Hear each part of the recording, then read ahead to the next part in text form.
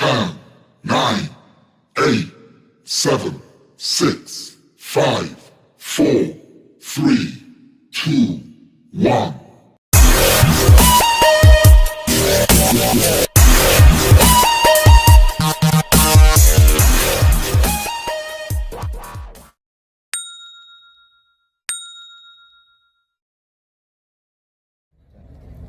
Ndugu zangu wanahabari, kwanza ni washukuru sana kwa namna ambavyo mmejitokeza kwa wingi ili angalau muweze kupata nafasi ya kuihabarisha Tanzania kuhusu janga ambalo limetukuta sisi wananchi wa Kagera.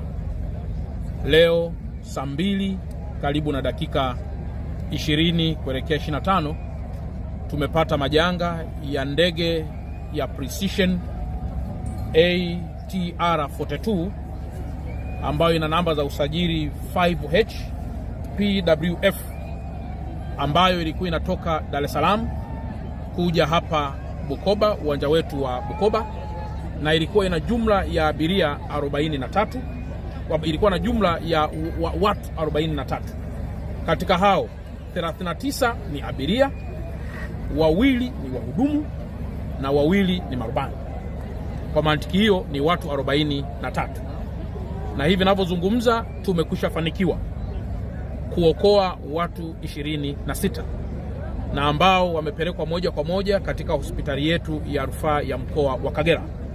Na kwa mantiki hiyo tutapata taarifa ya kina kuhusu hali ya wenzetu ambao tumewaokoa kwenye ajali hii ambayo imetokea. Hivi mnavyoona tunaendelea na uokozi, tunaendelea kuivuta ndege. Tunachokiangalia, tunataka tuangalie kama tairi zimegusa chini ili angalau tupate utaalamu mwingine wa kina tuweze kuipushi hiyo ndege ili angalau iweze kutoka. Mpaka muda huu bado kuna mawasiliano ndani ya ndege. Kwa mantiki hiyo ni kwamba marubani bado wanaendelea kuwa na mawasiliano. Kwa hiyo tunaendelea kumuomba Mwenyezi Mungu pamoja na teknolojia zetu pia tulizonazo. Tumekwisha wataarifu viongozi wetu wakuu akiwemo Mheshimiwa Waziri Mkuu wa Jamhuri ya Muungano wa Tanzania ambaye pia mashughuli hizi hasa masuala ya maafa yako chini yake. Lakini vile vile tumekwisha pokea taarifa kutoka kwa Rais wa Jamhuri ya Muungano wa Tanzania akiendelea kutusihi tuendelee kuwa na subira, lakini zaidi akiendelea kuwasihi wakazi na wananchi wa mkoa wa Kagera kuendelea pia kumuomba Mungu ili basi majanga kama haya yaweze kuwa hayana madhara makubwa. Kwa hiyo ndugu zangu waandishi wa habari pamoja na wananchi wote wanaotusikiliza, naomba tuendelee kuwa na umoja huu ambao tumeuonesha, amani, upendo na mshikamano, lakini zaidi pia kusiwe kuna hali yoyote ambayo inaweza pia kusababisha sisi tulio hai tukajikuta tunapata maafa. Kwa hiyo nitoe tu rai ya kwamba hali mpaka sasa inaendelea vizuri. Maana yake ni kwamba ndege hii ingeweza kupata itilafu na kutua kwenye ardhi hii ikiwa na itilafu kwa maana ya kudondoka. Maana yake ni kwamba kitu ambacho tungekiona ni zaidi ya tunachokiona. Maana yake ingeweza kuwaka moto na vitu vingine vya namna hiyo.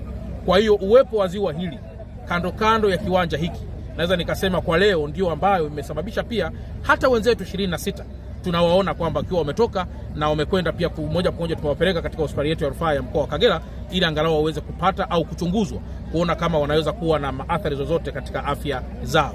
Kwa hiyo nitaendelea kutoa taarifa hii kila baada ya masaa 2 ili kuweza kuangalia kama kuna jambo jingine jipya ambalo linaweza likawa limejiri.